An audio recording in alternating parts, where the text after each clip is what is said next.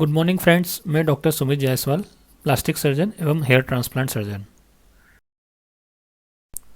आज हम जिनका हेयर ट्रांसप्लांटेशन करने वाले हैं वो एक 24 साल के युवक हैं जिनका दोनों फ्रंट के साइड्स मतलब फ्रंटल रिसेशन बायलेटरल हो चुका है। It is typical male pattern hair loss. इसमें दोनों जो साइड के ट्रेंगल्स हैं इसमें हेयर ट्रांसप्लांट करना चाहते हैं हम। जो पहली स्टेप रहती है वो रहती है हेयर लाइन की मार्किंग करना। सबसे पहले हम लोग फ्रंट हेयर लाइन डिज़ाइन करते हैं कि कहाँ तक एंटीरियर एक्सटेंड होगा हेयर लाइन का और पोस्टीरियर एक्सटेंड जहाँ तक हमें हेयर ग्राफ्ट लगाना है। इनका पोस्टीरियर जो डोनर साइड है वो काफ़ी अच्छा है। मार्किंग करने के बाद हम लोग हेड को शेव करते हैं। ये डोनर साइड मार्क्ड जो आपको दिख रही है, ये हेड शेविंग जो है हर किसी में ज़रूरत नहीं रहती है। जिनमें यदि कम ग्राफ्ट ज़रूरत है तो हेयर शेविंग अवॉइड भी की जा सकती है। ये ऑपरेशन थिएटर है जहाँ पर हम लोग प्रोसीजर करते हैं। ये सारी इमरजेंसी सुविधाओं और मॉडर्न इक्विपमेंट से इक्विप्ड है पूरा। प्रोसीजर करने से पहले हम लोग ज़ाइलोकिन सेंसिटिविटी करते हैं, एक वीनस लाइन लेते हैं ताकि कभी कुछ इमरजेंसी में कुछ दवाई देना पड़ जाए तो उसे दे सकें। इसके बाद हम लोग लोकल एनेस्थीसिया लगाते हैं। सबसे पहले जहाँ पर हम ग्राफ्ट लगाना चाहते हैं उस जगह पर लगाया जाता है। लोकल एनेस्थीसिया ज़ाइलोकिन रहता है जिसका असर करीब 1.5 से 2 घंटे तक रहता है। मल्टीपल ब्लेब्स फॉर्म में दिया जाता है। टोटल जो ड्यूरेशन रहता है एनेस्थीसिया देने का करीब 30 सेकंड रहता है। तो एक्चुअली ये 30 सेकंड ही मेनली जो ड्यूरेशन रहता है जिसमें आपको कुछ फील होता है, उसके बाद पूरा एरिया नम हो जाता है।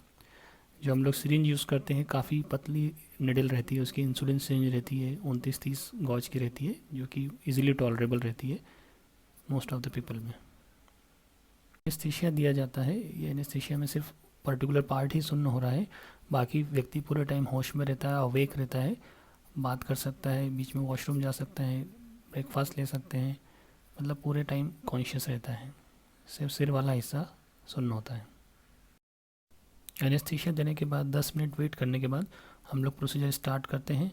इसी तरह का जो जैसे सामने एनेस्थीसिया दिया इसी तरह से हम लोग पीछे पोस्टीरियर पार्ट में भी एनेस्थीसिया देते हैं जहाँ से हम लोग ग्राफ्ट या हेयर ग्राफ्ट निकालने वाले हैं। प्रॉपर एनेस्थीसिया देने के बाद हम लोग पीछे वाले हिस्से से ग्राफ्ट निकालना स्टार्ट कर रहे हैं। इसके लिए हम लोग पंच यूज़ करते हैं, काफ़ी थिन पंच रहते हैं जो कि इंडिविजुअली एक एक हेयर ग्राफ्ट को निकालने में हेल्प करता है। जो एरिया रहता है वो पूरा नम होता है, उस वजह से कोई दर्द नहीं होता है। उसमें हम लोग कुछ सॉल्यूशन भी इन्फिल्ट्रेट करते हैं जिसे ट्यूमिसेंट सॉल्यूशन कहते हैं, जिससे कि जो ग्राफ्ट से और दूर दूर हो जाए और उन्हें निकालना आसान हो जाए। एक बार पंच करने के बाद फिर अब उसमें से ग्राफ्ट निकालने की प्रक्रिया स्टार्ट की जाती है। ये निकालने जो रहता है काफ़ी इसमें टेक्निकल चैलेंजिंग जॉब है, क्योंकि इसमें जब हम लोग पंच अंदर डालते हैं तो उस समय ध्यान रखना रहता है कि उसका कोई डैमेज ना हो, और जब हम उसे निकालते हैं उस समय भी उसको प्रॉपरली डेलिकेट तरीके से उठाना रहता है कि उसका रूट या स्टेम सेल डैमेज ना हो। इनको निकालने के बाद हमें इसे कोल्ड सलाइन में रखते हैं ताकि ये सस्टेन रह सके अधिक से अधिक समय तक। ग्राफ्ट निकलने की पूरी प्रक्रिया होने के बाद हम लोग कुछ समय का ब्रेक लेते हैं जिसमें व्यक्ति ब्रेकफास्ट कर सकता है, वॉशरूम वगैरह जा सकता है। इन इमेजेस में अब हम लोग ग्राफ्ट इम्प्लांट करने का प्रोसीजर दिखा रहे हैं। लेफ़्ट साइड में हमने स्टार्ट किया है ग्राफ्ट इम्प्लांट करना। जो प्रोसीजर किया जाता है मैग्नीफिकेशन में किया जाता है आपको, जो कि प्रेजेंट साइज से 2.5 से 3 गुना बड़ा दिखता है जो आपको इस वीडियो में दिख रहा है उसकी तुलना में। इन पेशेंट में हम करीब 1800 ग्राफ्ट्स यूज़ करेंगे, 900 ईच साइड। ग्राफ्ट निकालते समय पेशेंट को उल्टा लेटना रहता है अथवा साइड में लेटना रहता है, जबकि जब हम ग्राफ्ट इम्प्लांट करते हैं उस समय उसे बिल्कुल सीधा लेटना रहता है।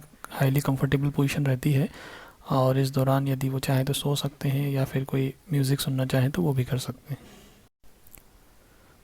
ग्राफ्ट की संख्या के हिसाब से जो ड्यूरेशन रहता है प्रोसीजर का वो 5 घंटे से लेकर 7 घंटे के लगभग रहता है। उसमें बीच बीच में हम लोग 2 बार कम से कम ब्रेक भी लेते हैं। इस प्रोसीजर में कोई ऐसा मेजर ब्लड लॉस नहीं होता है, तो जिस वजह से बाद में कोई कमजोरी आना या वीकनेस हो जाएगी ऐसा कुछ होने का कोई रिस्क नहीं रहता है। अगले दिन से आप लगभग सारे काम कर सकते हैं, रूटीन जॉब पर जा सकते हैं। प्रोसीजर के बाद आप सिर को कवर चाहें तो कर सकते हैं या नहीं कर सकते हैं। अगर धूल वाली जगह में जाना है तो उसको कवर करके रखना पड़ता है।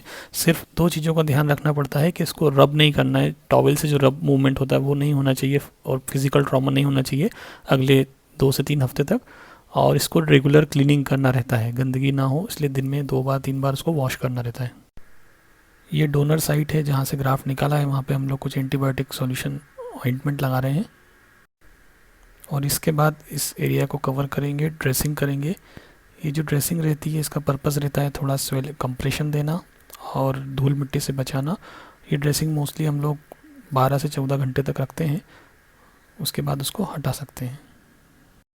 इसके बाद आपको घर भेज दिया जाता है, साथ में कुछ मेडिसिन दी जाती हैं जिसमें एंटीबायोटिक, दर्द की दवाई, स्वेलिंग की दवाई रहती है जो कि अगले 5 दिन तक लेना रहती है। इसके अलावा और कोई मेजर मेडिसिन या ऑयल वगैरह नहीं यूज़ करना रहता है। अगले दिन ड्रेसिंग को हटाकर सिर को धोना रहता है, वॉश करना रहता है सलाइन से। यदि जो बाहर के पेशेंट्स रहते हैं तो वो जहाँ पर रहते हैं वहाँ पर भी करवा सकते हैं, या फिर नेक्स्ट डे हमारे पास भी आकर ये प्रोसीजर की जा सकती है। ये ड्रेसिंग विजिबल ना हो इसके लिए इसके बाद हम इसके ऊपर एक कैप पहनने के लिए दे देते हैं।